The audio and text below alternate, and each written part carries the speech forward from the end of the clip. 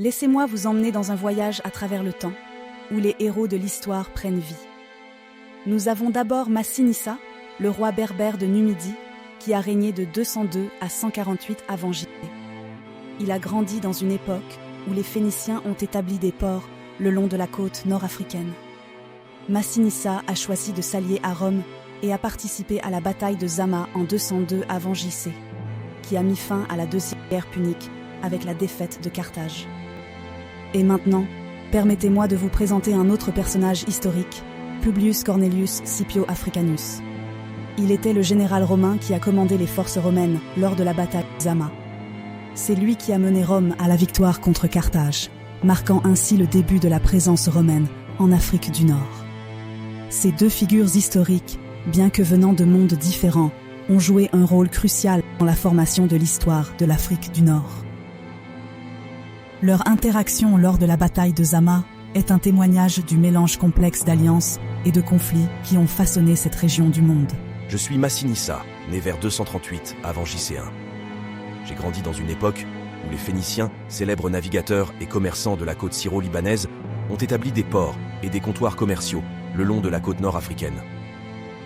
Les tribus berbères, dont je fais partie, habitaient l'intérieur de l'Algérie 1. Nous, les berbères, avons commercé avec les Phéniciens et l'agriculture est devenue une caractéristique dominante de notre société. Au IVe siècle avant J.C., Carthage contrôlait la côte nord-africaine et a étendu les routes commerciales. Les liens commerciaux avec les tribus locales ont continué et quelques États berbères ont gagné en puissance et des royaumes ont émergé. L'expansion carthaginoise et romaine a conduit à des conflits et les hostilités ont explosé dans les guerres boulitaires puniques 264-146 avant J.C. Nous, les tribus numides, avons soutenu différents camps dans la guerre 1. Moi-même, j'ai choisi de m'allier à Rome et j'ai participé à la bataille de Zama 202 avant J.C., qui a mis fin à la guerre avec la défaite de Carthage.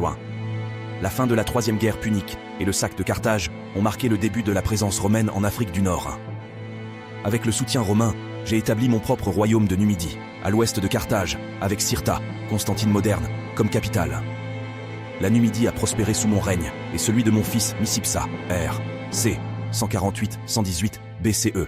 Je suis Publius Cornelius Scipio Africanus, le général romain qui a commandé les forces romaines lors de la bataille de Zama en 202 avant Jésus-Christ.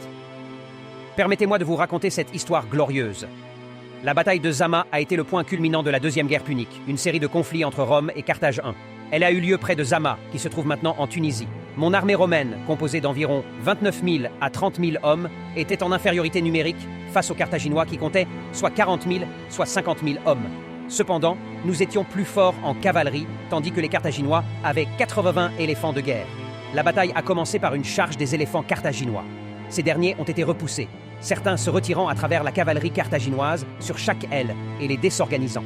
Les unités de cavalerie romaines sur chaque aile ont profité de l'occasion pour charger leurs homologues, les mettre en déroute et les poursuivre hors du champ de bataille. Les deux armées d'infanterie à ordre serré ont été déployées chacune sur 3 lignes. Les deux premières lignes se sont affrontées et après un combat acharné, les Carthaginois ont été mis en déroute. La deuxième ligne carthaginoise a ensuite attaqué fanatiquement la première ligne romaine, infligeant de lourdes pertes et la repoussant. Après que les Romains ont engagé leur deuxième ligne, les Carthaginois ont été contraints de se retirer. La victoire à Zama a marqué la fin effective du commandement d'Hannibal des forces carthaginoises et aussi des chances pour Carthage de s'opposer significativement à Rome. Cette victoire a non seulement consolidé la puissance romaine en Méditerranée, mais elle m'a aussi valu le surnom Africanus en l'honneur de ma victoire en Afrique. Merci infiniment d'avoir suivi notre récit sur le roi berbère et Africanus lors de la bataille de Zama. Un moment clé qui a conduit à la présence romaine en Algérie. Votre intérêt et votre curiosité pour l'histoire nous touchent profondément.